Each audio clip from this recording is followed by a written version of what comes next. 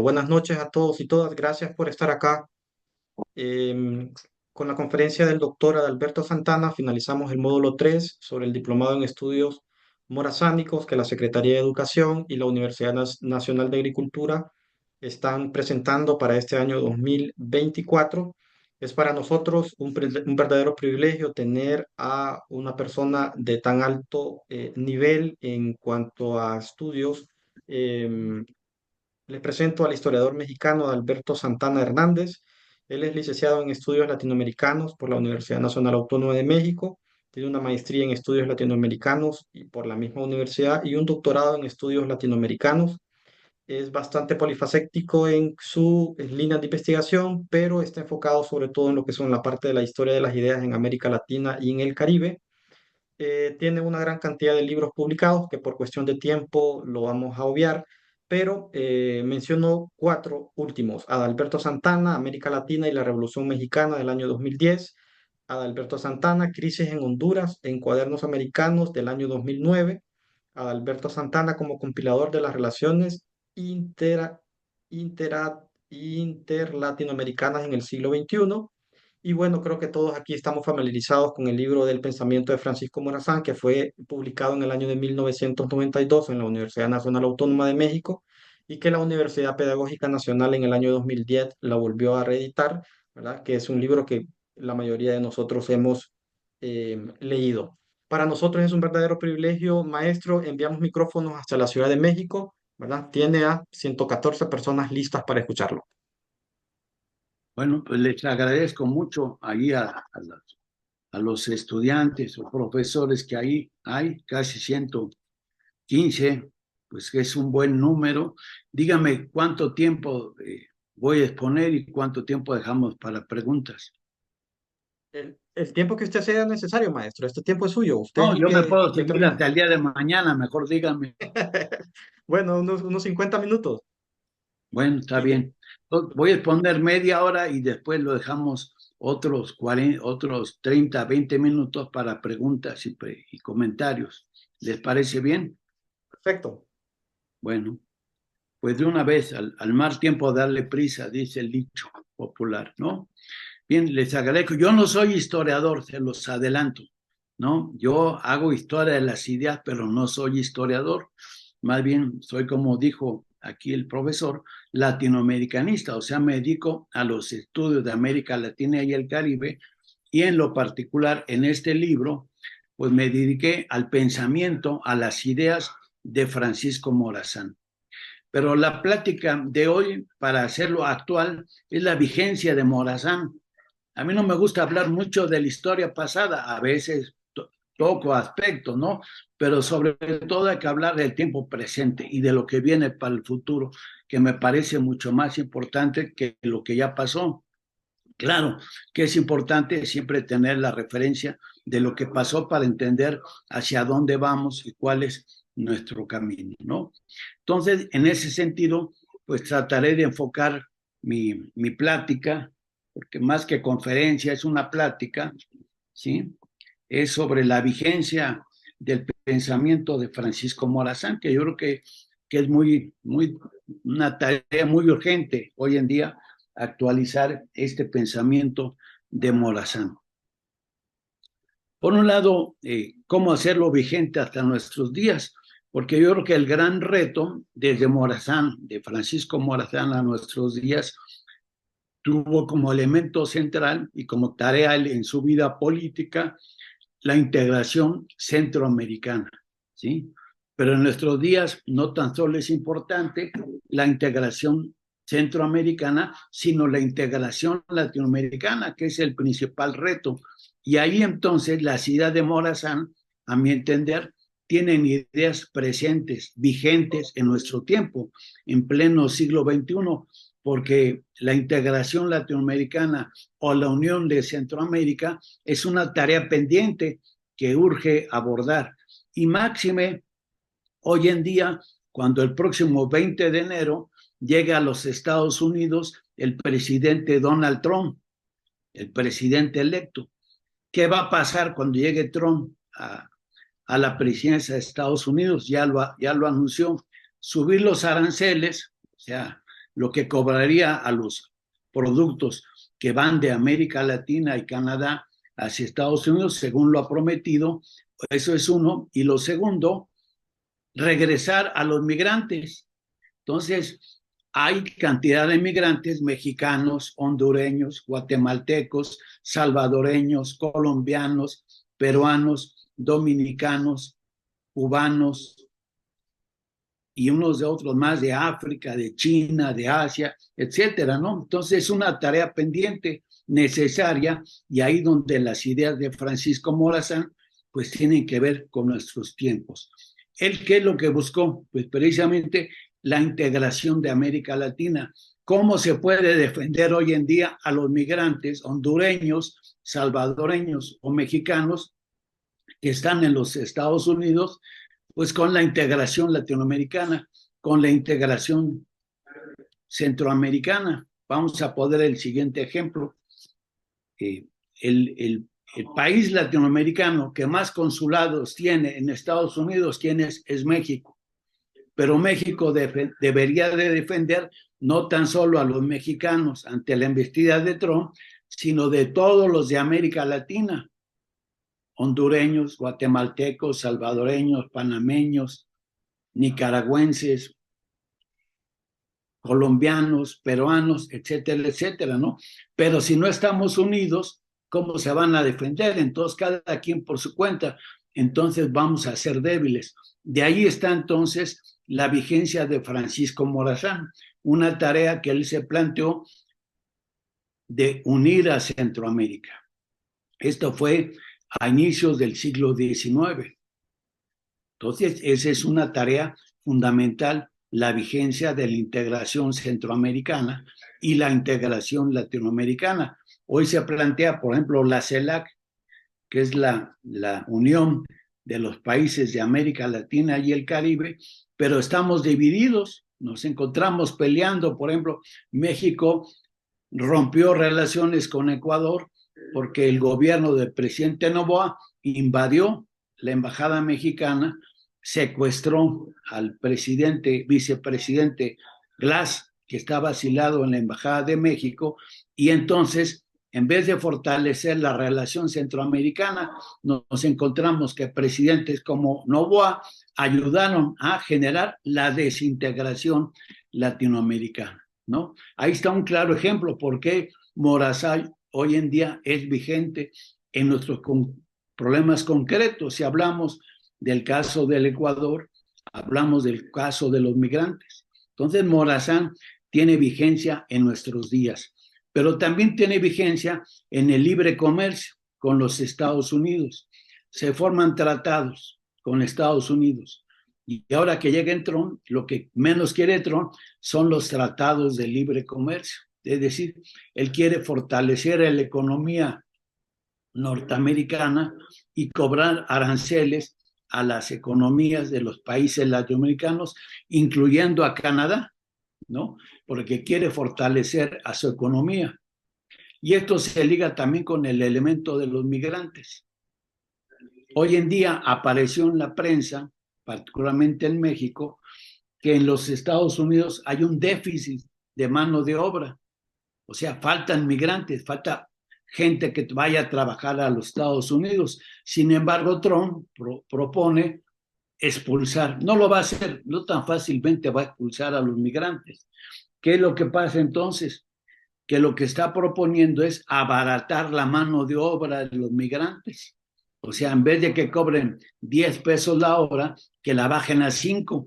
O sea, ese es el verdadero problema. Y si estamos de nueva cuenta desunidos, y si los migrantes en Estados Unidos están desunidos, pues mayor problema vamos a tener. Y entonces ahí otra vez Morazán, como el pensamiento de Simón Bolívar de generar una integración latinoamericana, pues es una tarea pendiente que tenemos que realizar, ¿sí? Entonces ahí cómo traemos a Morazán a nuestros días, a Simón Bolívar, a los grandes próceres de América Latina, para hacerlos vigentes, no que queden en un libro de texto, sino que queden en la realidad contemporánea de nuestros países. es ahí donde está la vigencia de un héroe. Si empezamos a relatar, bueno, que Morazán nació el 3 de octubre de 1792 en Tegucigalpa, ¿cuántos años han pasado? Pues muchos. Y si fue fusilado el 15 de septiembre de 1842 en Costa Rica, y si pensamos que los costarricenses lo asesinaron y seguimos con esa mentalidad hasta nuestros días, fomentamos la división de los pueblos de América Latina, y es lo que menos tenemos que hacer. Es cierto, Morazán nació ese 3 de octubre de 1792, pero hoy estamos casi a 202 años, o más de 222 años de aquel acontecimiento, ¿sí? Entonces, por eso es lo importante de traer Morazán a nuestros días, no pensar nada más en los datos biográficos, en la historia de lo que eso pasó. Pues sí sabemos que nació el 3 de octubre, pero ¿de qué nos sirve saber que nació el 3 de octubre? A lo mejor para hacer un homenaje allá en Honduras o en El Salvador o en Guatemala o el monumento que hay a Morazán en México, cada año, pues sí, eso lo realizan los embajadores. En el caso del monumento a Morazán, que está aquí en México y en otros países latinoamericanos, y ya al otro día se les olvidó el resto. No, o sea, el caso es traer a Morazán a nuestros días, traerlo para hacerlo vigente, para actuar con los problemas de hoy, de nuestros días. Y eso precisamente fue lo que generó Morazán. ¿Contra qué se enfrentó en aquel momento? Morazán se enfrentó contra los sectores conservadores que no querían la unidad centroamericana. Él era un pensador liberal, no neoliberal, porque en nuestros días lo que predomina es el neoliberalismo, que es la disgregación también de nuestros pensamientos, de nuestros actores, de nuestras ideas. Todo lo que tenemos que traer es el liberalismo de Morazán a nuestros días, no del neoliberalismo. El neoliberalismo lo que quiere es la privatización, un Estado débil, por ejemplo, que ese es el pensamiento neoliberal, fraccionar a los países, fortalecer nada más a la integración de libre comercio con América del Norte, pero dañando a nuestras economías. Y eso no es lo que Morazán pensó en esa forma neoliberal de nuestros días, sino al contrario, de un liberalismo. ¿Pero qué tipo de liberalismo? Pues era un liberalismo social que contemplara también elevar no tan solo la participación de los ciudadanos, la integración de ciudadanos centroamericanos, sino también elevar aquellos sectores marginados que vivían fuera de la sociedad, que estaban marginados. Y en nuestros países de América Latina, hoy encontramos que la marginación social es muy importante y que es determinante. ¿Por qué migran la mayoría de los migrantes a los Estados Unidos? Pongamos el ejemplo de los hondureños que van de Honduras a Guatemala, de Guatemala a México, y si pueden entran a los Estados Unidos. ¿Cuáles son las razones principales por las que emigran los hondureños? Pues son varias, no más hay una sola, sino son muchas. Una puede ser la crisis económica, otra puede ser el estado de inseguridad, producto de la delincuencia organizada, que está operando las maras, por ejemplo, que los padres o las madres no quieren que se recluten a sus hijos para eso. Otra, el desempleo, porque no hay trabajo en Honduras o en México o en El Salvador. Dicen, bueno, vamos a buscar el trabajo en los Estados Unidos. Y esas formas de desempleo, de violencia social, son producto de una política neoliberal, no de una política liberal como la que proponía Francisco Morazán. Entonces ahí tenemos que retomar el ideario liberal de Morazán para traerlos a nuestros días, porque eso nos va a permitir la integración de nuestros países. Y el neoliberalismo, al contrario, lo que fomenta es la desintegración de nuestros países, de nuestras sociedades. El mayor número de flujo de migrantes que van a Estados Unidos en porcentajes, la mayoría son hondureños. Entonces ahí hay un problema que tenemos y una reiteración. Yo aquí en México todos los días paso por una esquina donde vengo a la universidad, circulo en el automóvil y casi todos los días hay un migrante hondureño pidiendo ayuda. Yo ya vengo preparado para darle algunos billetitos para que siga su viaje, ¿no? Pero ¿qué pasa? O sea, esa ayuda pues es simbólica, porque lo que requiere es la integración, precisamente para que nuestros pueblos no vayan a migrar, sino que encuentren fuentes de trabajo en su mismo país. O el de la violencia. ¿Qué pasa con los jóvenes hoy en día? Y no tan solo en México, en Honduras, Guatemala, El Salvador o en Ecuador, pues que los narcotraficantes aprovechan a los jóvenes y los reclutan ante la falta de empleo, ante la movilidad social que pueda darse y los reclutan para el narcotráfico. Pero duran poco porque los narcotraficantes los preparan para ir a matar a otros jóvenes. Y esa violencia de la delincuencia organizada hoy hay en El Salvador, hay en Honduras, hay en México, hay en Ecuador, hay en Colombia. Entonces ahí está otro reto, la delincuencia organizada. Morazán la enfrentó, pero esa delincuencia que enfrentó en su momento Morazán, pues era de la oligarquía terrateniente, que no quería perder sus espacios.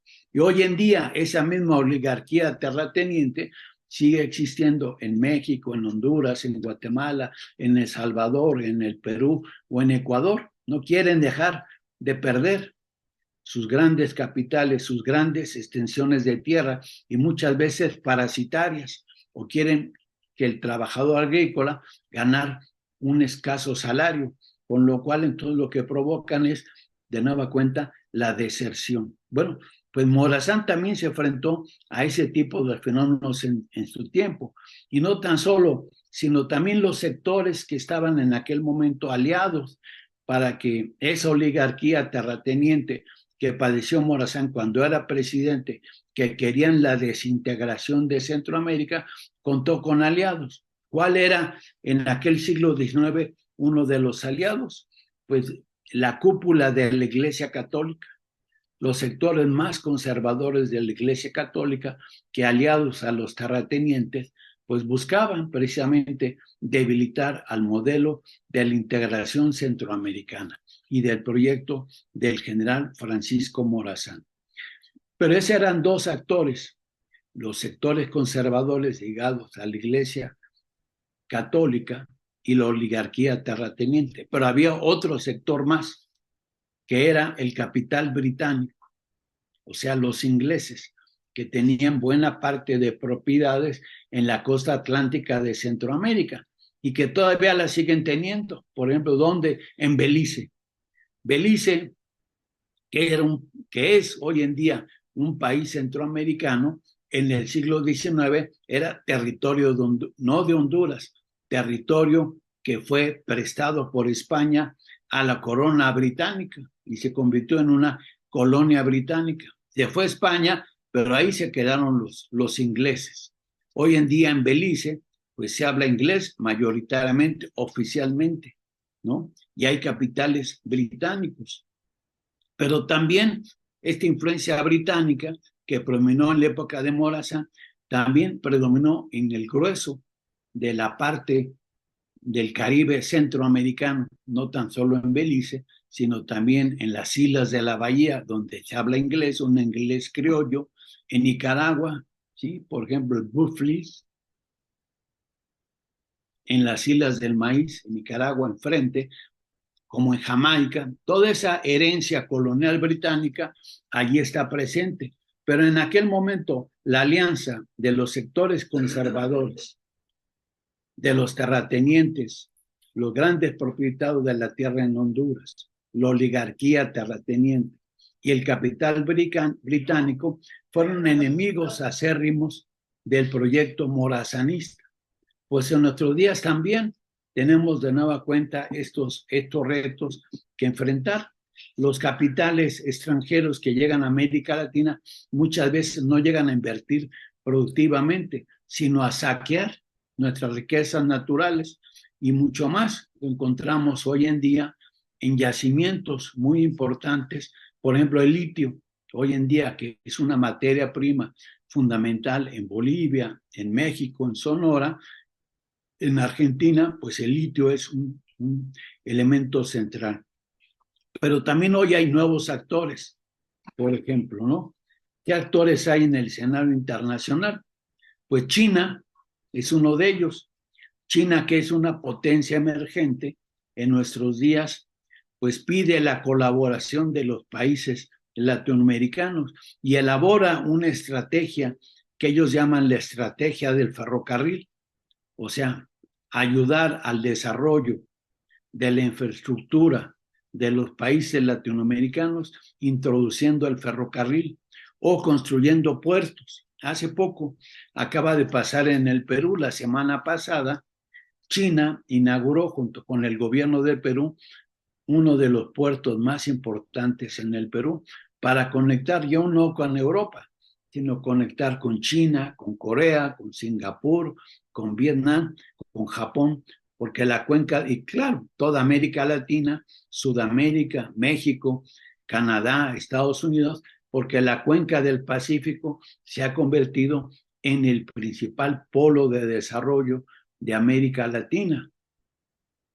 Y otro elemento que está asociado en aquel momento con Francisco Morazán y el pensamiento morazanista, que él lo que impulsaba también era el desarrollo de las fuerzas productivas, o sea, acelerar la economía centroamericana para que se impulsara un liberalismo económico en Centroamérica, pero esos sectores terratenientes, el clero más conservador y el capital británico, lo que menos querían era que se desarrollara en Centroamérica un capital independiente, un capital nacional que acelerara el desarrollo de las fuerzas productivas en Centroamérica. Hoy también eso es una tarea que está pendiente, cómo acelerar el desarrollo de las fuerzas productivas en América Latina y particularmente en el caso centroamericano.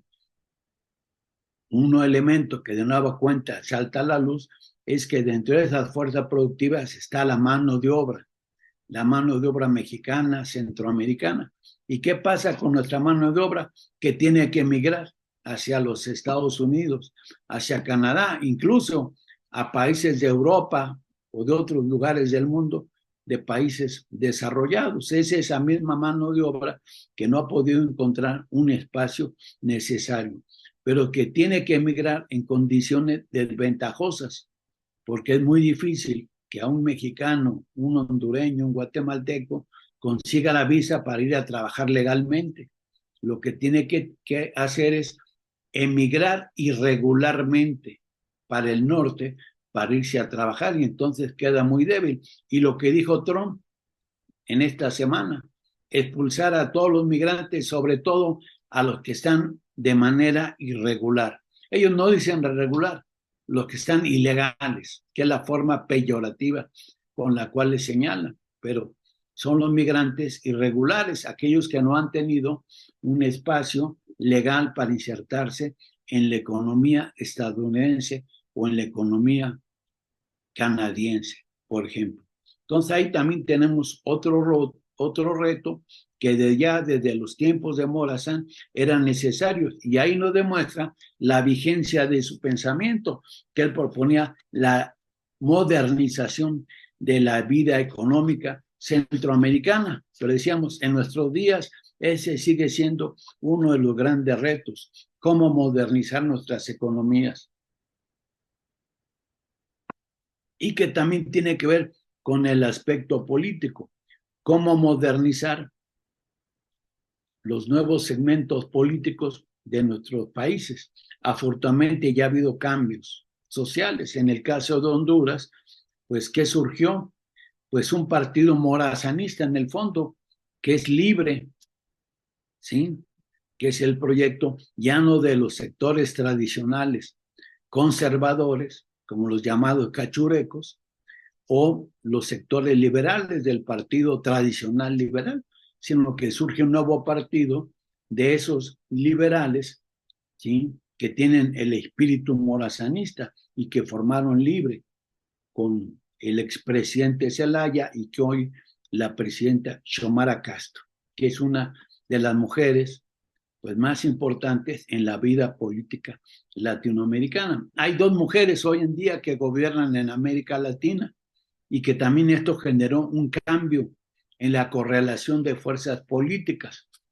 En México, Claudia Sheinbaum, que acaba de llegar a la presidencia, y en Honduras, Xiomara Castro, que también muestra la fuerza y la tendencia de que lleguen mandatarias mujeres en nuestra región. Eso también es parte del ideario morazanista, es decir, abrir el espacio para que no tan solo los sectores tradicionales de los partidos políticos, sino la inserción de nuevos actores, y uno de ellos es el de la mujer. Habrá otros procesos electorales en América Latina y cada vez tendremos que ver la presencia de mujeres participando en la vida económica.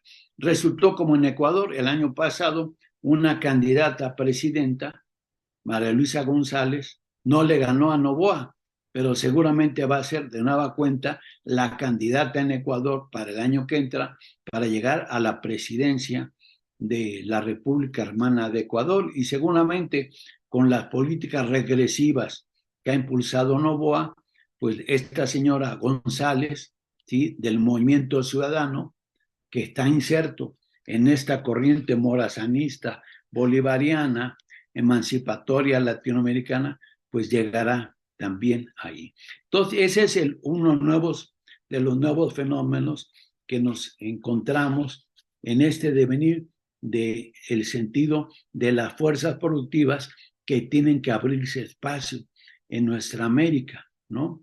Otro tema que es importante y que Morazán ya lo planteaba, el tema de la educación. Cuando Morazán era niño, pues casi no había escuelas en la Honduras, en la Centroamérica de aquella época.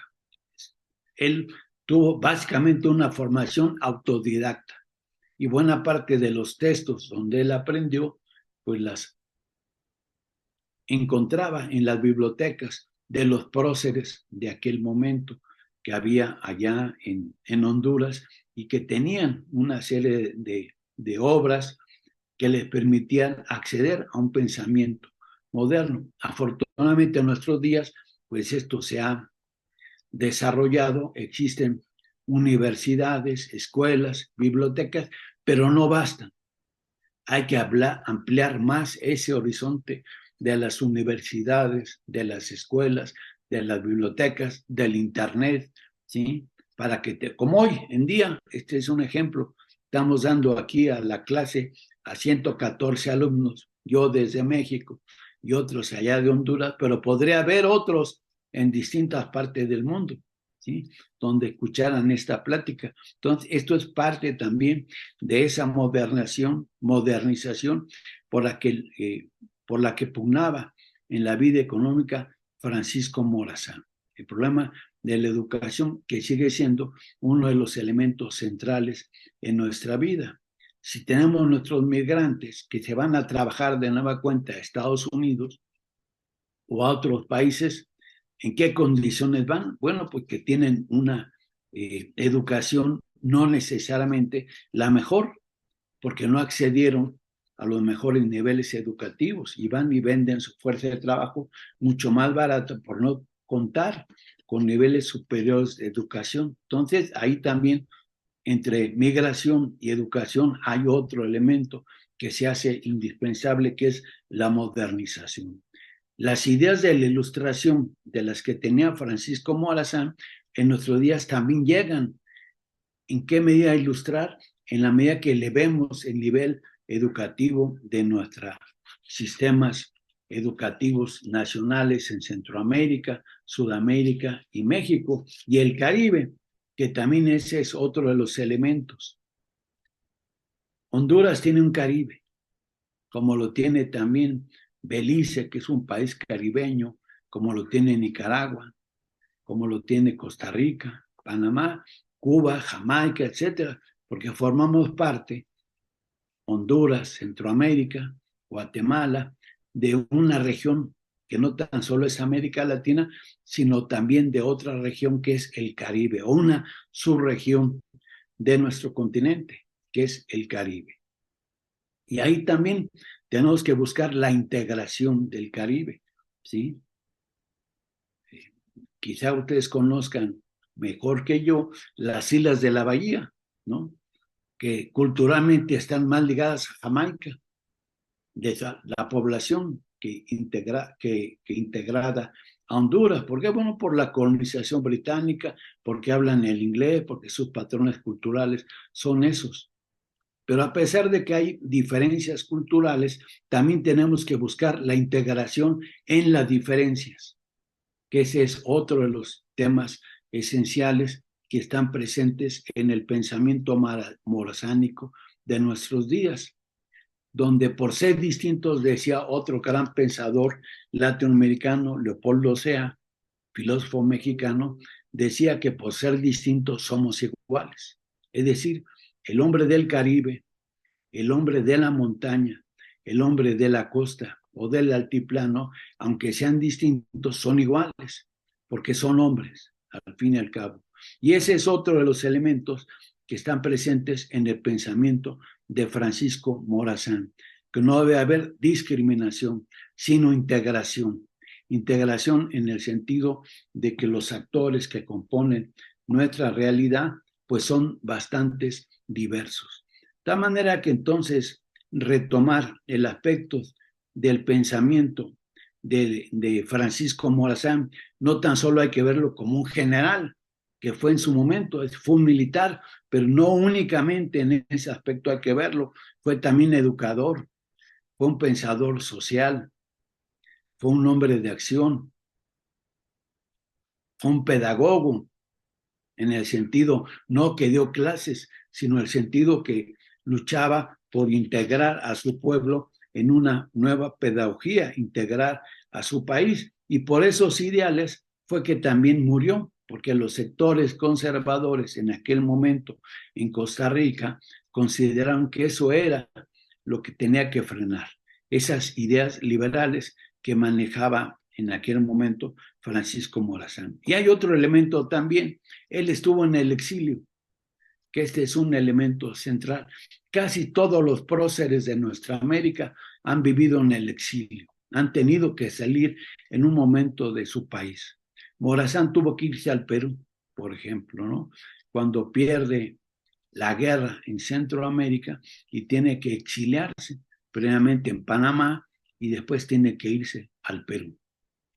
Entonces vive el exilio, como también lo vivió Simón Bolívar. Los grandes próceres de nuestra América también viven por ese fenómeno político que es el exilio. Simón Bolívar tuvo que exiliarse en la época colonial, allá por 1814, 1815, tuvo que exiliarse en Jamaica. Y ahí en Jamaica, Simón Bolívar escribió en 1815 lo que se llama la Carta de Jamaica. Se la recomiendo, si no la han leído por internet, pueden leerla, pueden disfrutarla. Es un documento que yo considero que esa llamada Carta de Jamaica, Simón Bolívar hace un análisis de la realidad de América Latina, de cada uno de nuestros países, y es como si habláramos de un acta de nacimiento de América Latina, porque nuestra América, cuando nace, después de la independencia, más o menos en 1821, 1822, 1823, 1824, incluso hasta 1898, como es el caso de Cuba, que logra liberarse de la conquista española. Pero en el caso mexicano, México nace propiamente en 1824,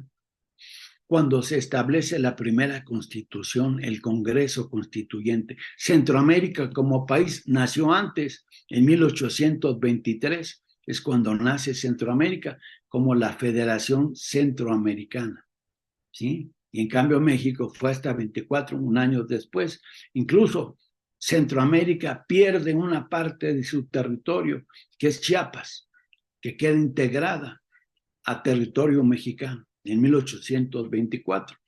Y es porque las oligarquías, la de Iturbide en especial, que había formado un imperio, eso no era México todavía, era el imperio de Iturbide, se anexa Chiapas. Hoy Chiapas lleva 200 años de vida integrada a México, pero sus 500 años de existencia estaban más ligadas, 300 más, al área de Guatemala de la que formaba parte, o sea, de la Capitanía General de Guatemala.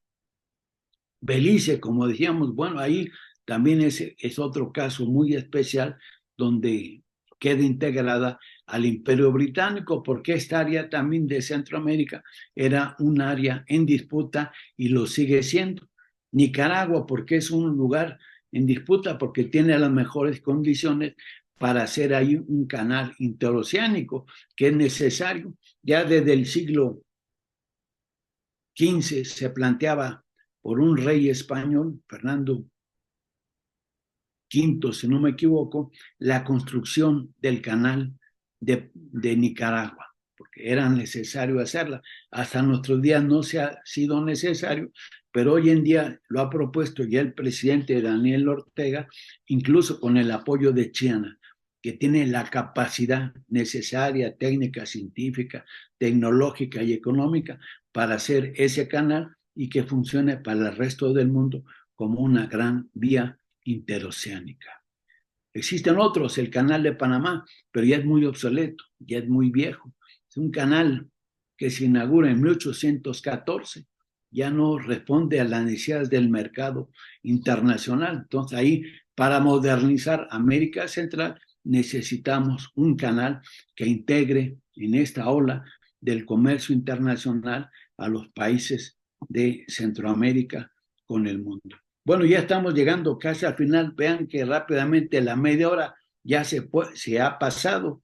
Entonces, a mí lo que me gustaría ya para concluir en esta exposición y entremos a una fase de preguntas, comentarios, opiniones, pues es demostrar que el pensamiento de Francisco Morazán sigue presente en nuestros días. La historia hay que verla, pero no tan solo para repetir fechas, que se convierta en un anecdotario, sino ver en qué medida las ideas de un hombre como Francisco Morazán, que buscaba la integración de Centroamérica y en el fondo la integración de América Latina, como la buscó también Simón Bolívar, son parte de los grandes próceres de nuestra América que siguen vigentes a nuestros días y que hay que hacerlos mucho más vigentes en la medida que su programa, sus ideas las traigamos hasta nuestros días. Podríamos hablar de otra serie de temas que están ahí todavía, que Morazán modernizó buena parte de lo que en su momento era Centroamérica, ¿no? Introdujo la imprenta, por ejemplo. Hoy afortunadamente hay editoriales, pero es necesario difundir mucho más los libros. Entonces este libro, por ejemplo, el de Francisco Morazán, de nueva cuenta lo traigo aquí. Este me lo publicó precisamente el Ministerio de Cultura de Honduras el año pasado, si no me equivoco. Se llama El pensamiento de Francisco Morazán, que es el mismo que publicó en su momento la Universidad Pedagógica Nacional, pero este está un poquito más ampliado, ¿no? Ya se ha publicado este libro, El pensamiento de Francisco Morazán. La primera edición fue en México, posteriormente se hizo en Honduras por la Pedagógica en 12 ediciones y no sé si han sacado más. Se publicó también en El Salvador, se publicó en Venezuela, ¿sí? Y esta de Honduras, que es también bastante reciente. Entonces es un libro que trae a cuenta pues los temas de las ideas, principalmente de este gran prócer centroamericano, que es el prócer como Simón Bolívar, un gran prócer de nuestra América, como pensaba José Martí. José Martí, también otro gran pensador, pues veía que Morazán era un gran paladín de nuestra América y un modelo de ideas a seguir desarrollando. Bueno, aquí dejo la plática y vamos a pasar, si les parece bien, a comentarios, preguntas, observaciones, para hacer más rico este diálogo. Muchas gracias, maestro. Excelente exposición. Ahora vamos a pasar a un momento de preguntas y respuestas. Solamente levanten su mano. Yo les voy a activar el micrófono y pues le hace la pregunta directamente al maestro Santana. Luis Rodríguez, buenas noches. Buenas noches, primer momento, ¿se me escucha? Muy Escuchamos muy bien. bien. Bueno, muy bien. Bueno, buenas noches, maestro. Agradecer por esa cátedra que nos ha dado hoy a una serie de maestros, de docentes de diferentes niveles aquí a través de este diplomado. Yo leí su libro en la edición una de las ediciones de la Universidad Pedagógica. Y bueno, me gustó mucho. Me gusta es decir, ese traslado, pues, de no un Morazán del siglo XIX, sino un Morazán vigente. Esas ideas progresistas que continúan también siendo tarea, digamos, como parte de un proceso que quedó truncado una vez por la muerte de él, pero que es necesario continuarlo. Usted nos señalaba, por ejemplo, los paralelismos, ¿verdad? En cuanto a los opositores en aquel tiempo a Morazán, que prácticamente son los mismos, solo que tal vez en algún momentito renovados, ¿verdad? Y la cuestión de las tareas es decir, la agenda de Morazán, ¿verdad? La cuestión del papel del Estado en la búsqueda del bienestar social, es el liberalismo social del que nos hablaba usted, el Estado laico, la educación con un carácter liberador, la cuestión de la tierra, cómo Morazán lleva su agenda hacia tratar de romper esos latifundios. Las derechas son más, ¿cómo decirlo? Susceptibles a buscar alianzas, porque si nosotros vemos si escuchamos, leemos el discurso de las derechas desde México hasta Argentina, son la misma, tienen el mismo libreto, hacen las mismas cosas, lo que nos parece ridículo es lo mismo pero lo hacen en México, lo hacen en Honduras, lo hacen en Guatemala, en El Salvador, en Venezuela, etcétera. Sin embargo, a nivel de izquierdas hablemos de sectores progresistas, muchas veces no hay una agenda unificada, porque si ellos tienen una agenda unificada, lo mejor sería brindar una agenda también nosotros unificada, porque responder a eso mismo que ellos hacen. Es decir, yo realmente disfruté de esta conversación suya, de esta plática, de cómo como maestros, como docentes, estamos en la obligación, pues, precisamente de hacer con nuestros estudiantes esa relación del Morazán vivo, del Morazán humano, del Morazán que está vigente y que puede en cada uno de nuestros jóvenes, puede también expresarse. Y precisamente en su testamento hace esa acotación, ¿verdad? De llamar a la juventud a que sigan su ejemplo. Entonces, como habló de los capitales, ¿verdad? Y solo una última, decir, Trump puede ser una amenaza, y es una amenaza, de hecho, pero también puede ser una oportunidad, porque va a obligar a que por encima de las diferencias ideológicas, América Latina tenga que buscar desde los estados y desde las sociedades, buscar establecer una agenda común para poder enfrentarse a ese enemigo externo. Solo me recuerdo que posterior al Morazán, cuando habían gobiernos conservadores en la mayoría de Centroamérica, la invasión de los filibusteros liderados por William Walker, y que obligó, a pesar de las diferencias, a los gobiernos y sectores, incluso conservadores y liberales, a enfrentar en un solo puño la amenaza de esos invasores, y que esta puede ser una buena oportunidad para que los gobiernos progresistas pues unifiquen una agenda y poder presentar un solo frente ante esa amenaza. Muchísimas gracias, maestro. Y créame que yo disfruté esta conferencia que usted dio. Y gracias a los demás compañeros. No, muchas gracias, don Luis Rodríguez, y me gustaría ahí comentar algo al respecto, ¿no? Sobre este libro de Morazán, que qué bueno que les ha servido, porque resulta que ¿cuál es el origen de este libro?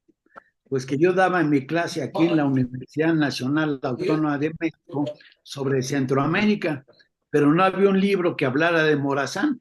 Entonces, para que mis alumnos entendieran una actualidad de Morazán, entonces me dediqué a hacer el libro con un libro didáctico, pero esto era para mis alumnos en la UNAM, pero está pensado como un libro para todo universitario del mundo, y por eso esto tiene vigencia en otros espacios.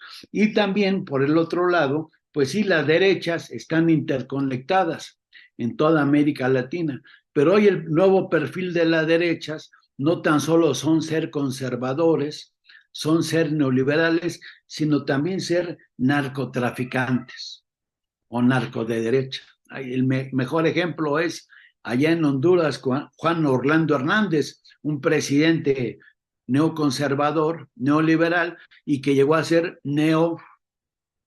narcotraficante, o sea, un narcotraficante de nuevo tipo, pero esos los hay en México y ahorita están presentes allá en Ecuador y en Colombia, etcétera. Ese es también parte de esas dinámicas que estamos enfrentando. Pero por otro lado también hay proyectos alternativos que se han dado en términos de la vida política. No hay mucha diferencia entre Claudia Sheinbaum y Xiomara está respondiendo a las necesidades de ambos pueblos, o de López Obrador y Petro, o Lula, ¿no? Esta es parte de las realidades que en nuestros días, pues nuestra América Latina ha ido cambiando. Quizá nada más los retrocesos es Milei en Argentina, Noboa en Ecuador, y ojalá esto no se repita como acaba de pasar en el Uruguay, donde ya ganó Yemandú, el nuevo presidente de la izquierda uruguaya, y que para allá vamos, ¿no? Que ese es la tendencia que vamos encontrando. En el caso de Guatemala, más pensemos, la elección de Arévalo, Guatemala era el país más conservador de toda América Latina y ya tuvo un giro con la elección del presidente Arévalo. Claro que también en estos cambios progresistas en la región, no todos tienen la misma magnitud, va de acuerdo a cada uno de los países. Pero para Guatemala, pues fue un triunfo que haya llegado a Arévalo cuando anteriormente teníamos pues dictaduras de corte militar en los países y gobiernos de índole súper conservador. El último era Yamanetti, por ejemplo, en el caso de Guatemala. Entonces ya con Arévalo fue un salto cualitativo y seguramente esto seguirá siendo, aunque también hay retrocesos. En Ecuador gobernó el presidente Rafael Correa, ¿y qué pasó? Hubo retrocesos, la traición de Lenín Moreno y después la llegada de Lazo, y ahora con Noboa, pues también se va para atrás cuando no se tiene claridad hacia dónde avanzar, ¿no? Entonces, bueno, ahí estamos en ese camino, y el ejemplo histórico, de nueva cuenta, nos lo dio el general Hatrush, y por eso los catrachos de ahí vienen, ¿no? Cuando derrotaron a William Walker allá en Honduras, precisamente. La unidad de las fuerzas progresistas es lo que hace avanzar. Y hoy el ejemplo es que Biden y Trump, pues en buena medida también son lo mismo. Y con Biden está dejándole pues una serie de problemas a Trump, a ver si los logra resolver. Claro, desde la lógica de ellos. Pero demócratas y republicanos al final responden a los mismos intereses, que no son los nuestros. Muchas gracias, maestro. Juan Pablo Bustillo. Sí, gracias Daniel Vázquez. Un verdadero honor que el amigo y latinoamericanista Alberto Santana esté hoy dando una conferencia magistral, extraordinaria. La conferencia, eh, estamos muy con un alto honor por haberlo escuchado. Yo quiero hablar sobre un elemento importante, la cercanía que tenemos tenido con México y bueno, somos una sola patria, ¿verdad? Desde la Ciudad del Fuego hasta el norte de México, el Río Colorado. Eh, En 1942 se celebró el centenario, ¿verdad?, del asesinato de Francisco Morazán en Costa Rica. Y precisamente un mexicano, Luis Chávez Orozco, establecía a Morazán como el héroe continental y hablaba sobre esa idea de estadista, de ese Morazán político que construyó toda una visión liberal de aquel momento. Muchos intelectuales dicen que Morazán no llegó a 1848, que si hubiera llegado a 1848, cuando escribieron el Manifiesto Comunista, Morazán se hubiera hecho seguidor del comunismo, porque era un gran intelectual y un gran autodidacta. Lo que quiero decir es esa conexión que tenemos con México, tanto Valle como Morazán, que son figuras, sin lugar a duda, de las más talentosas y grandes de América Latina y Latinoamérica, de la pata grande, como se establecía José Martí, y el panamericanismo que decía Valle. Nosotros en este momento estamos en una encrucijada, luchando lógicamente contra los grupos más conservadores de Latinoamérica que quieren volver a ese episodio oscuro, ¿verdad? De la Operación Cóndor, de todo ese siglo oscuro donde se daban golpes de Estado, donde no existían las democracias. Y ahorita está latente el problema, efectivamente, de Estados Unidos, lo que está sucediendo en el mundo. Yo le quería decir, estimado, y creo que es importante lo que usted habló del legado. Para construir ese legado al estilo latinoamericano y seguir con ese proceso que Francisco Morazán inició con otros grandes intelectuales y otros grandes héroes de nuestra patria latinoamericana, en este siglo XXI, ¿cuáles serían los desafíos? También después de la unidad latinoamericana, ¿qué podríamos hacer nosotros desde la docencia, desde el sistema escolar, desde la educación? ¿Qué modelo se puede implementar?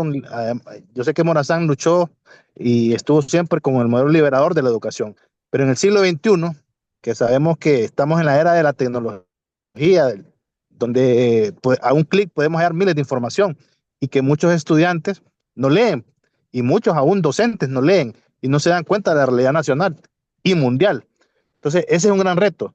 Entonces, mi pregunta sería, inspirado en esas ideas de Morazán, ¿cuál es el modelo alternativo que nosotros podríamos construir desde la patria grande, siguiendo esos grandes ideales?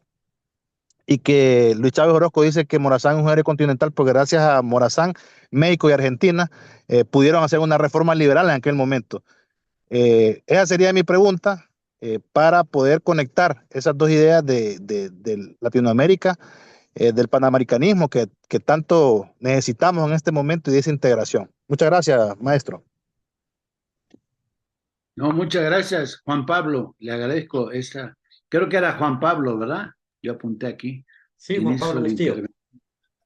Bueno, pues sí, tenemos muchos desafíos, pero quizá uno de ellos, no pensemos que nuestra América nada más es de México a Argentina. Hoy estaba saliendo una estadística en el diario La Jornada sobre el tema migratorio con la llegada de Trump y resulta que el 40% de los migrantes en Estados Unidos son mexicanos. ¿Pero qué quiere decir? Que el otro 60% son latinoamericanos, de Honduras, de Guatemala, de El Salvador, de Perú, de Colombia, de Brasil, de Venezuela, de Cuba, etcétera, etcétera, ¿no? Es decir, pues ahí está la integración latinoamericana, es decir, no nomás la integración latinoamericana llega a México, ya está del otro lado, ¿sí? Culturalmente ya están allá los llamados latinos o hispanos, y que son cerca de 40 millones o más, seguramente hay varias estadísticas. Unos hablan de 40, otros hablan de 65 millones. No hay dato muy preciso porque muchos viven en la clandestinidad, viven irregularmente, son indocumentados. Entonces el número es muy amplio. Entonces nuestra América se ha ampliado. José Martí, que escribió Nuestra América, también vivió de inmigrante allá en los Estados Unidos. Pues hoy tenemos gran cantidad de inmigrantes. Nuestras remesas, Honduras, México, El Salvador, Guatemala, vivimos de las remesas. El 60% de los recursos vienen de las remesas. ¿Quién los aportan? Pues los migrantes. ¿Quién son los héroes actuales de nuestros países, de nuestras economías? Pues los migrantes. Gracias a ellos, un buen número de familias en nuestros países nos deben a ellos. Entonces, este es un desafío, cómo defender y no despreciar a los que se fueron a trabajar al otro lado del río Bravo, cómo seguir integrados para que no se vayan disolviendo. Eso es por una parte uno de los desafíos. Lo otro, en términos didácticos, cómo traer el pensamiento de nuestros próceres. ¿Quiénes son nuestros próceres? Pues no son ni Marx, ni Engels, ni los grandes pensadores europeos, que son muy importantes y es necesario conocerlos, sino los héroes nacionales de nuestra América, los que ofrendaron su sangre, su vida, para liberar, para fortalecer a nuestro país. Morazán ofrendó su vida para la integración latinoamericana. Bueno, ¿cómo hacerla llegar a las nuevas generaciones? Ahí tenemos que ser, como decía el maestro Simón Rodríguez, el maestro de Simón Bolívar, o inventamos o erramos. Entonces hay que inventar cosas, ¿no? Como que inventamos, pues hoy la tecnología o la inteligencia artificial nos pone el internet. Aquí estamos para comunicarnos esta vía electrónica, hacer materiales didácticos que sean comprensibles para los niños, del pensamiento de Morazán, del pensamiento de Simón Bolívar, de Miguel Hidalgo, de Juárez, de Sandino, de Fidel Castro, de los grandes próceres de nuestra América, ¿no? Entonces hay que hacer materiales didácticos, hay que entrar a la inteligencia artificial, hay que entrar a las redes, precisamente las redes sociales, para difundir este pensamiento. Está muy bien los libros, pero ya son muy pocos los que, ya digamos los que leen, los que los compran, ¿eh? La mayoría no quiere comprar libros. ¿Por qué? Porque hoy entran a las redes sociales, entonces tenemos que invadir las redes sociales, hacer una estrategia para llevar este libro, las ideas que están aquí, no el libro, las ideas que están aquí, para llevarlo a las redes sociales, pero de una forma didáctica. Y ahí es donde, de nueva cuenta, Simón Rodríguez nos decía, o inventamos o erramos. Es decir, tenemos que inventar, ser creativos. Bueno, ese es uno de los desafíos que yo creo hoy en día que tenemos. Y ahí a Juan Pablo, pues él tiene desde su trinchera, pues que inventar para que no nos equivoquemos y echar a andar adelante este proyecto morazánico, bolivariano, fidelista, sandinista, etcétera, juarista. Gracias, maestro Juan Flores y después Eric. Juan, buenas noches. Buenas noches, tengan todos, compañeros, compañeras. Maestro Santana, muchas gracias por su exposición que pues nos ha hecho. Su propuesta, fíjese, me ha hecho recordar un poema de nuestro poeta Rigoberto Paredes. No sé si lo habrá escuchado, pero quiero tomarme el tiempo también para leerlo. Es un poema breve. Se llama Al héroe y dice así: para empezar, digamos que no luces tan bien en esa estatua, y da lástima verte a sol y agua, espada en mano, guerreando contra nadie, sitiado por la oscura maleza del vacío, tanta vuelta y revuelta, sudorosas distancias batalladas, todo el tiempo ganado en esos años, tan solo para el manso latido de este bronce. La realidad, tu más cierto homenaje, sobrevive debajo de las patas de tu potro fantástico. Bájate, descabalga esas alturas, Dale historia y quehaceres a tu espada. Cierro la cita. Me parece muy oportuno y enlazo con su última intervención y la pregunta que hacía Juan Pablo hace un momento, en el sentido de que usted hablaba de invadir las tecnologías.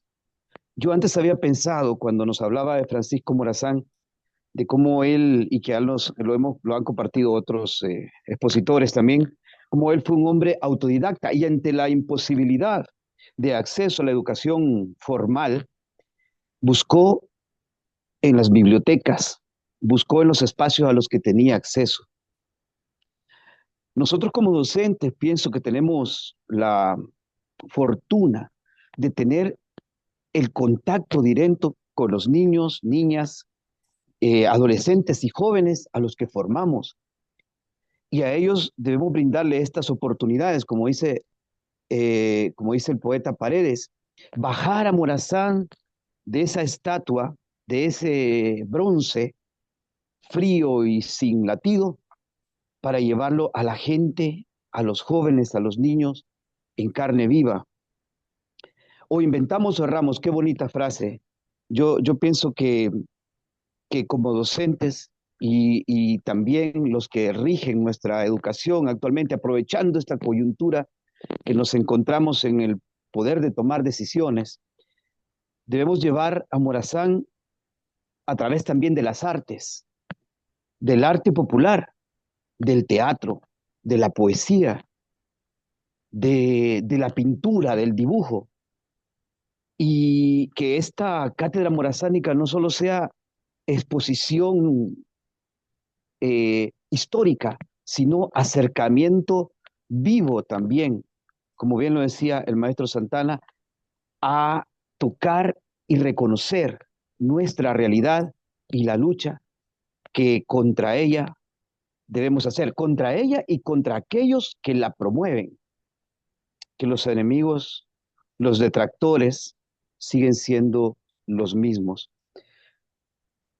Que mi pregunta sería entonces, maestro Santana, ¿qué opina usted? Usted hablaba de la tecnología, pero ¿qué opina también de estos recursos básicos, elementales, que no requieren ni siquiera de tener acceso a Internet, sino de tener un compromiso para acercarnos directamente al estudiante, a las estudiantes, y que estos y estas sean, más que receptores, protagonistas del pensamiento, de la formación del pensamiento morazánico? Muchas gracias. Sí, muchas gracias por su participación ahí, Juan Flores. Y usted empezó con un poeta, Rigoberto Paredes. Yo habría que pensar en otros poetas también, en Roque Dalton, salvadoreño, Rubén Darío, igual que Ernesto Cardenal, nicaragüenses, o Pablo Neruda, chileno, y infinidad de poetas que hoy en día ya la gente no los lee o no los conoce. Nada más pensemos en Pablo Neruda, que escribió el Canto General. ¿Y cuál fue uno de los poemas que viene aquí en mi libro? Morazán, 1842. Y en ese poema de Pablo Neruda empezaba así, primer párrafo: alta es la noche y Morazán vigila. Bueno, la poesía es un arma de lucha, decía otro gran poeta, que ahorita no recuerdo el nombre, es un arma de nuestros días, la poesía, pero la poesía no está de moda, pues es necesario enseñarle a nuestros niños a leer y conocer la poesía, la importancia que tiene la poesía a lo largo de la historia, ¿sí? Tenemos que entrar a las redes sociales a hablar de poesía. Muchas veces hay poesías que han sido musicalizadas, poetas que se han llevado a la música. Pues retomemos, yo creo eso, porque la poesía es un gran instrumento de lucha, nomás que hoy en día pues está un poco marginado. Ya los poetas ya son como seres extraterrestres, ya quedan pocos.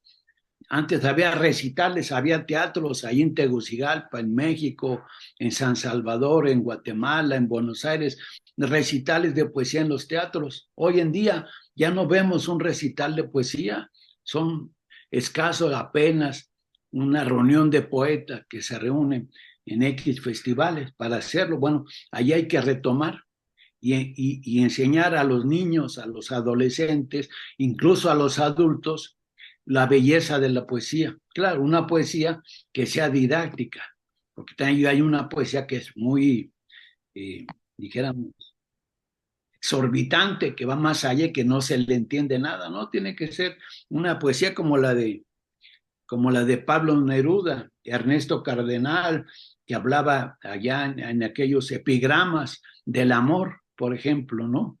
Entonces ahí mismo Neruda, 20 poemas de amor y una canción desesperada, ¿no? Entonces, son instrumentos no tan solo didácticos, artísticos, que nos podrían ayudar mucho a esta creatividad es un recurso de lo que usted pedía, pues ahí está la poesía, con eso empezó. De nueva cuenta, Simón Rodríguez, inventamos o erramos y seguiremos fallando si no inventamos. Entonces, retomemos la poesía como uno de estos, el cuento, ¿no? Novela corta, el cine, los videos, llevar la poesía a los videos actuales, porque si la gente no lee, hay que darle la lectura para que vayan acercándose a la lectura.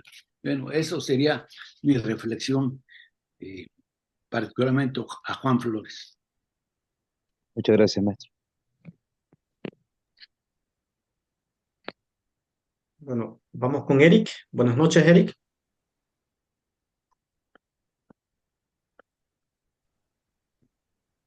Buenas noches. Mucho gusto.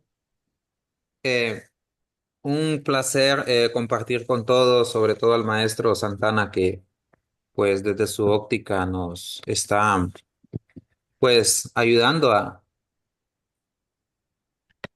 mantener vigente ese pensamiento de Francisco Morazán en nuestros días. Y pues creo yo que es importante considerarlo desde ese punto de vista, no solo desde el punto histórico, como un contenido factual, sino como algo que lo podemos traer a nuestra realidad, a la realidad que tenemos ahora, no solo en nuestro país, sino en toda nuestra América.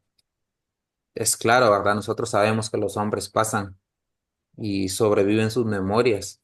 En el caso de nuestro prócer, pues Morazán fue un hombre de su tiempo y en su tiempo se enfrentó a esas ideas antilibertarias, conservadoras, una sociedad con sus particularidades que quizás no pudieron asimilar la magnitud e implicaciones de las ideas ilustradas y liberales que Morazán luchaba por ellas. Pues en nuestros días parece que estamos en la misma situación. Nos damos cuenta que nos enfrentamos a situaciones sociales y luchas de poder similares, como ya se discutía en esta disertación. Además, me gustaría añadir de que existe ese cuarto poder, como son los medios de comunicación, que influyen de una forma determinante en la opinión pública. Las ideas liberales son ampliamente atacadas y dado su momento, pues hasta se cree algunos dueños de estas ideas, ¿verdad? Eh, cuando son ellos quienes las proponen, pero cuando las propone el pueblo, desde otra óptica, desde la óptica de la necesidad, de la incomodidad, de desear cambios, ¿verdad? Cambios estructurales y que sean fundamentales en una sociedad, ¿verdad? Para, para promover la buena vida, ¿verdad? Eh, que sea respetada la dignidad de las personas, de los seres humanos. Entonces, en ese sentido, Morazán, pues en su época, pues quizás, según hemos estudiado y según he tenido la oportunidad de leer, pues eran unos ideales que quizás, como ya mencionaba, eran difíciles de promover entre lo colectivo de las masas en esa época. Quizás la comunicación no era tan amplia, si bien ya se hablaba de que habían imprentas y todo, pero quizás era iletrada la sociedad de ese tiempo, ¿verdad? Ahora pues ya tenemos acceso a internet, tenemos acceso a tantas cosas, eh, pero existe eso, ¿verdad? Existe que la desinformación, abunda la desinformación y esa lucha de poder que se da a través de los medios de comunicación, ¿verdad? Y casi siempre los medios de comunicación están coludidos con estos intereses, ¿verdad? Estos intereses que están ahí siempre en las sombras y que siempre, siempre, constantemente están criticando, ¿verdad? Las ideas liberales cuando vienen del pueblo. Para el maestro, mi pregunta breve, ¿cómo podríamos luchar contra estas nuevas formas de antagónicas para las ideas libertarias y liberales que nos propuso Morazán en aquella época? Bueno, aquí hay que hacer, creo yo, hay que ser creativos. Y otra vez es la regla de oro de Simón Rodríguez, inventamos o erramos. Todos tenemos que buscar medios alternativos, ¿no? Incluso dentro de los propios medios oficiales, pues ahí hay que meterse, colaborar, ¿no? En Honduras, en Centroamérica, en México hay muchos periódicos pues que hay que acercarse, buscar espacios, ganar el espacio, publicar ahí, ver de qué manera uno habla, uno va y habla con el director, oiga, aquí tengo esta colaboración didáctica, ¿no? Hay que hacer videos, televisión alternativa y también meterlos en los canales oficiales, porque a lo mejor los canales comerciales no encuentran alternativas, incluso didácticas, pues hay que hacer, me imagino, algunos medios alternativos y llevarlos y proponerlos, pero si no lo hacemos, si no los proponemos, pues difícilmente van a aceptar que trabajemos ahí.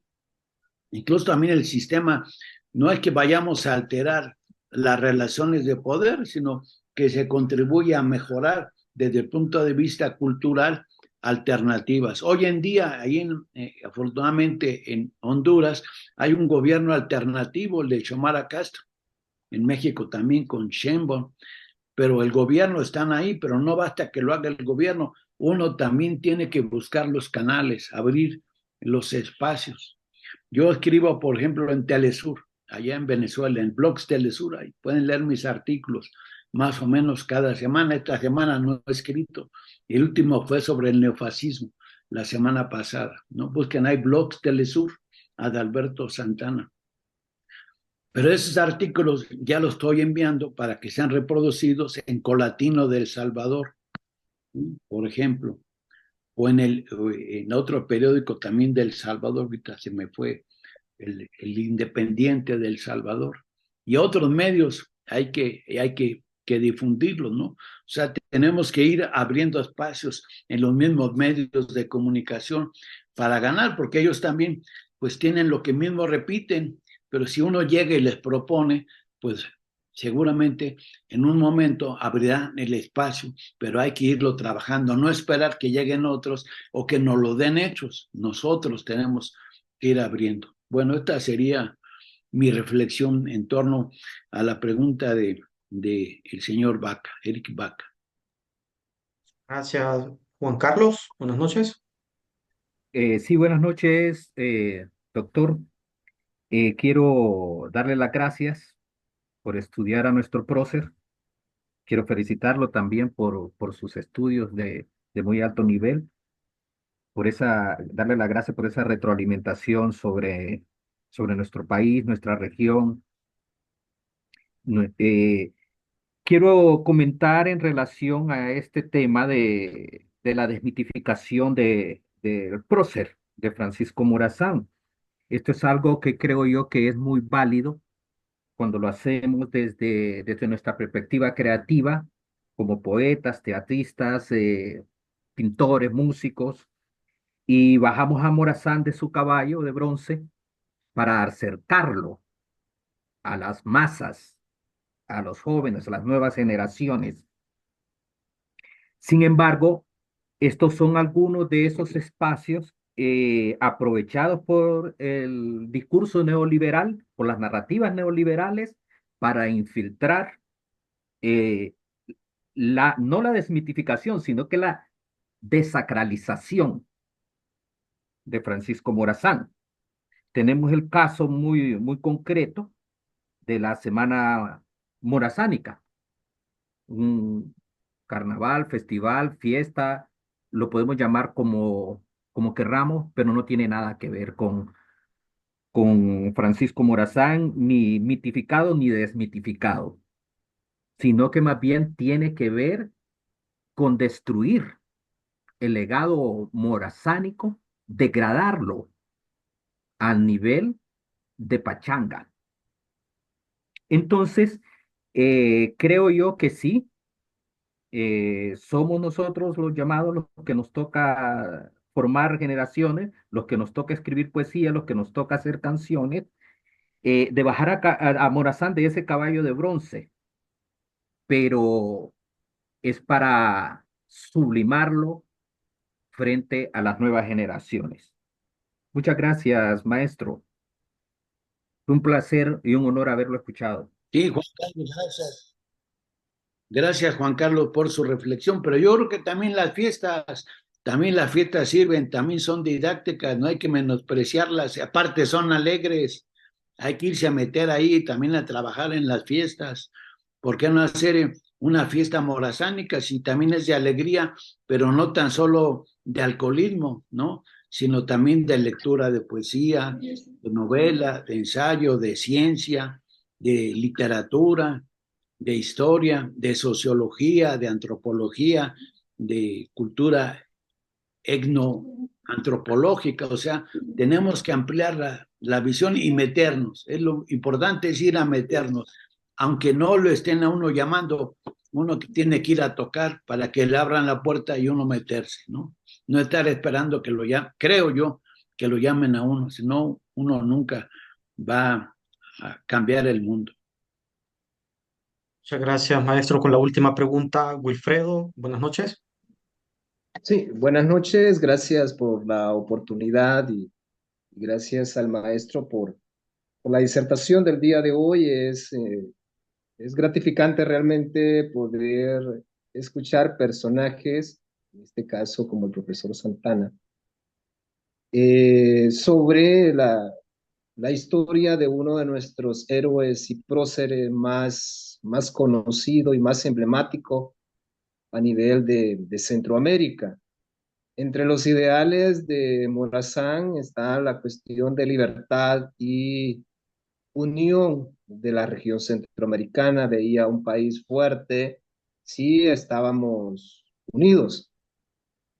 Y escuchando las participaciones de los demás personas que estuvieron preguntando, se menciona ahí de que eh, tenemos esos mismos problemas de cacicazgos, de pensamientos neoliberales que no permiten la unificación de la región. Poco tiempo atrás se ha estado hablando de la construcción de un oleoducto que conecte desde México todo Centroamérica. Tenemos una carretera panamericana que nos une vía terrestre, pero desgraciadamente tenemos que solicitar visa para ingresar a México y de repente hay ciertas restricciones a nivel regional. Desde su perspectiva, ¿qué tan lejos estamos de la unión de la región centroamericana? Esa es una consulta y me llamó la atención la parte en donde usted menciona de que México surge como país hasta 1824 y entonces nosotros lo estábamos, al menos en mi persona, ¿no? Lo estábamos enseñando de una forma errónea cuando decíamos que después de la independencia de la Capitanía General de Guatemala, de las provincias centroamericanas se unen a México bajo el mandato de Iturbide, pero luego al ser derrocado en 1822, esto se vuelve a a desintegrar y se forma lo que conocemos como Federación Centroamericana. Gracias. Sí, no, muchas gracias. En efecto, yo creo que pues está el asunto de las visas, ¿no? Pues porque el que establece las visas no debían existir, en primer lugar, ¿no? O sea, no tiene por qué un guatemalteco presentar una visa para entrar a México. En cambio, un mexicano entra libremente a Guatemala, claro, porque ningún mexicano emigra a Guatemala a trabajar. Serán casos esporádicos, porque todos van al norte, todos van a Estados Unidos, y las visas se establecen porque son las presiones que establecen los Estados Unidos para que la migración se vaya deteniendo, y el que no consigue visa, ¿de qué forma lo hace? Pues irregular. Se va con los migrantes, con las caravanas irregulares, etcétera, ¿no? Bueno, ahí también es una lucha ideológica y política que tenemos que dar, pero también de repente hay confusiones. Aquí le voy a hablar una muy clara. Pues usted dice, bueno, Centroamérica se unió a México. No, no, no se unió a México. Era el imperio de Iturbide. México todavía no existía, ni existía Centroamérica. Había sido la Capitanía General de Guatemala.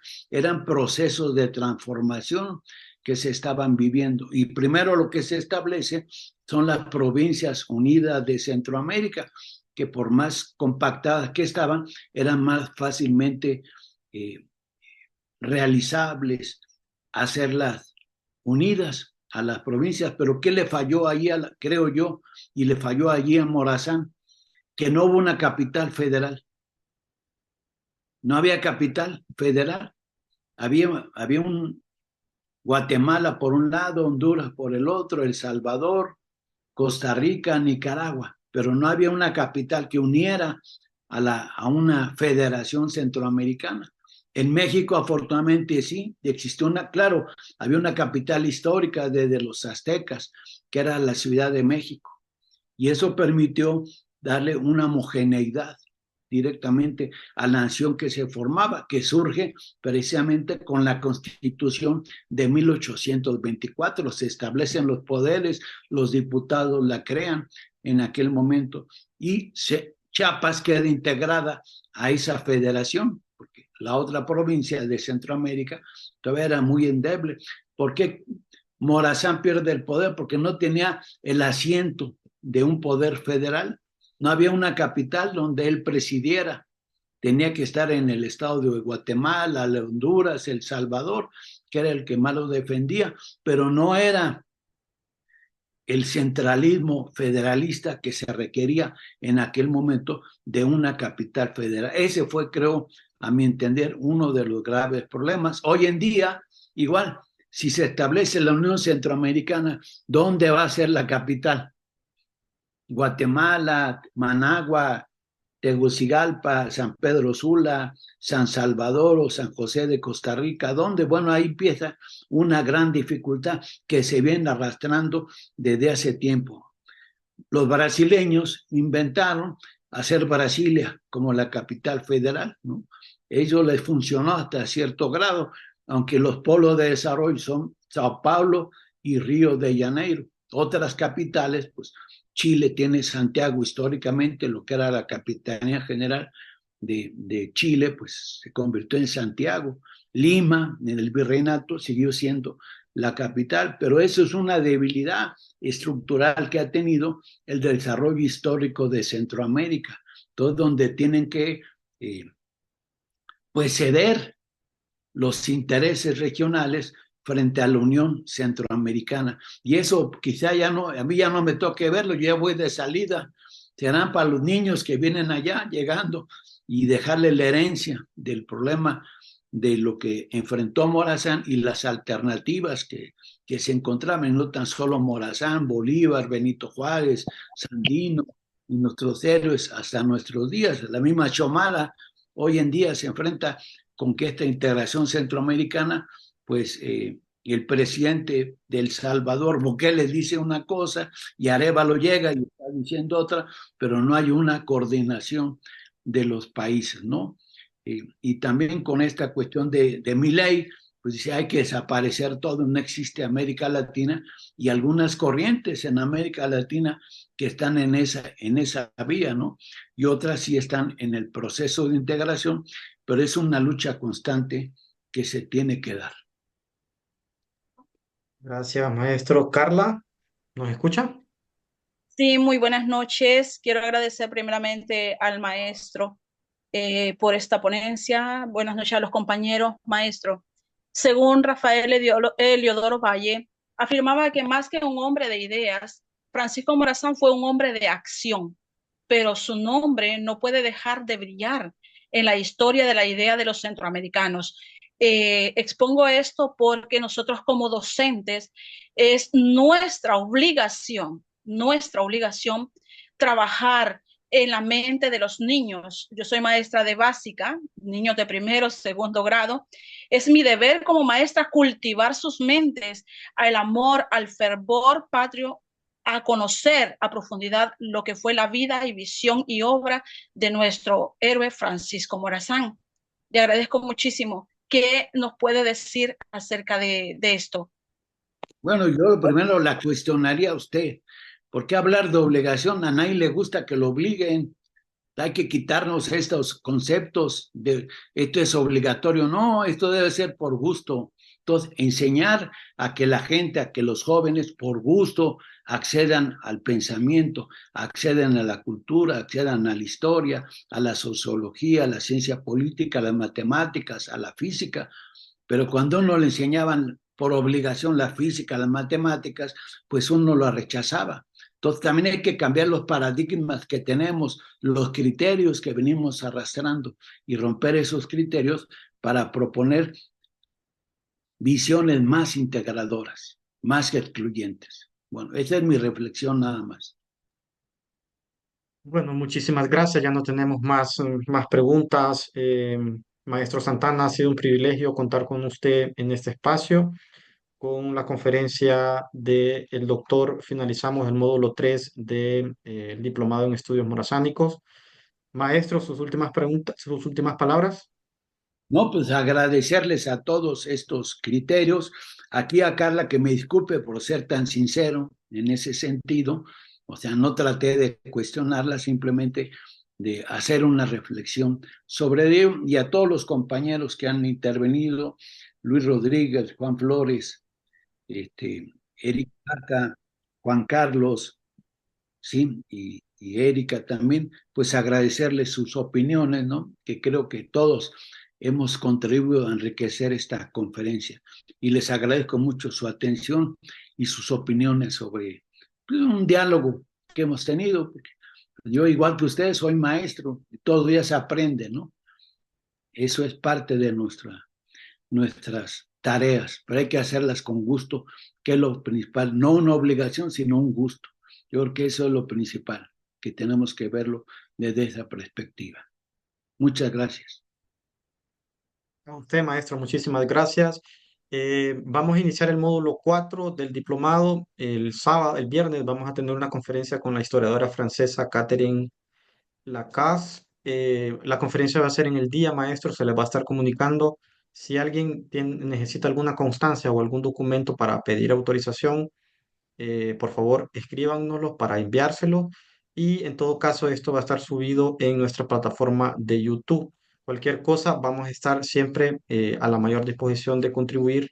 No olviden que las graduaciones son el 17 de diciembre. Vamos a tener un evento con el ministro de Educación, con las autoridades de la Universidad Nacional de Agricultura, que son las encargadas de hacer, bueno, de ejecutar este diplomado, ¿verdad? Por lo demás, muchísimas gracias por conectarse hoy día miércoles. Un fuerte abrazo, maestro, hasta la Ciudad de México y muy buenas noches a todos. Muchas gracias. Yo me retiro y aquí me salgo de la sesión. Hasta luego. Gracias, maestro.